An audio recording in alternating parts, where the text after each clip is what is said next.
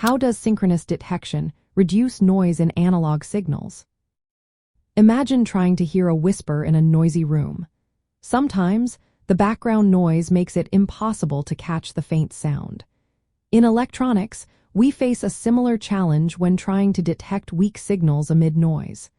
Synchronous detection offers a clever way to clear up that signal and make it easier to see. This technique works by first changing the signal of interest into a different form.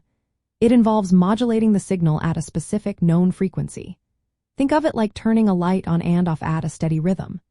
This process shifts the signal to a higher frequency where noise is usually less intense. Many types of noise, especially low-frequency noise, tend to be stronger near zero frequency, which is called direct current or 0 Hz. By moving the signal away from this noisy area, we make it easier to pick out. Once the signal is modulated, it passes through the system and then gets multiplied by a reference signal that is synchronized in both frequency and phase.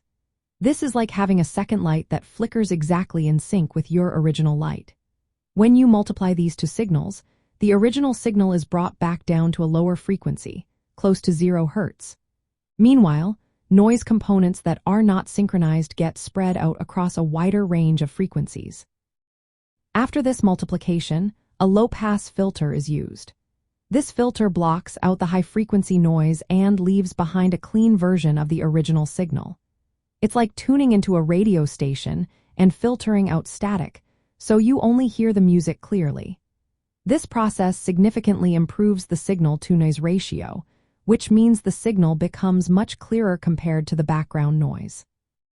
One of the biggest advantages of synchronous detection is that it can reject noise that does not match the modulation frequency. If the noise isn't synchronized with the signal, it gets filtered out during the demodulation process. This makes it especially useful in environments with lots of electromagnetic interference or ambient light fluctuations. Engineers often use this method in sensors, measurement tools, and communication systems. For example, it helps measure tiny electrical resistances or detect faint signals in noisy environments. The key is choosing the right modulation frequency to avoid interference from power lines or mechanical vibrations.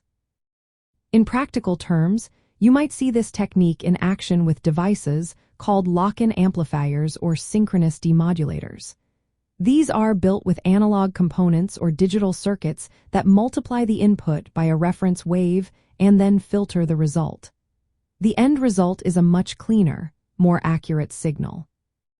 So, to sum it up, synchronous detection reduces noise by shifting the signal to a higher frequency where noise is less intense, then demodulating it with a synchronized reference, and filtering out the unsynchronized noise.